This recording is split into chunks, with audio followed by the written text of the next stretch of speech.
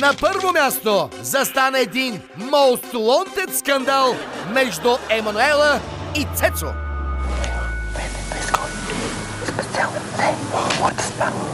Селенка.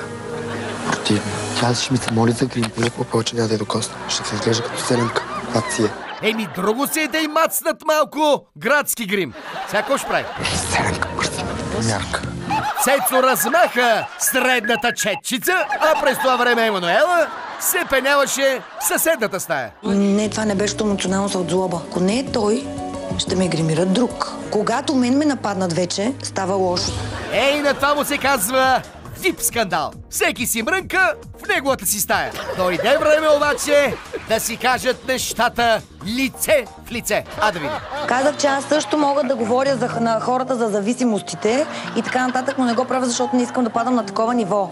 Само да ти кажа, че зависимите хора един месец могат да седат с нещата тук. Аз не желая никаква комуникация с теб. Не желая да говориш с мен.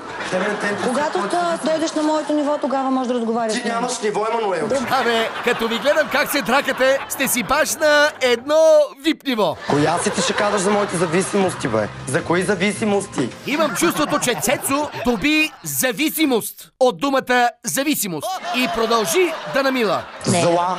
Червата. И да намила. Тя изпъква се селяния.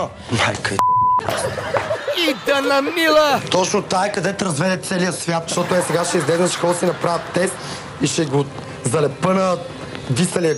Гледам и не вярвам на висналия ми мост. Wanted.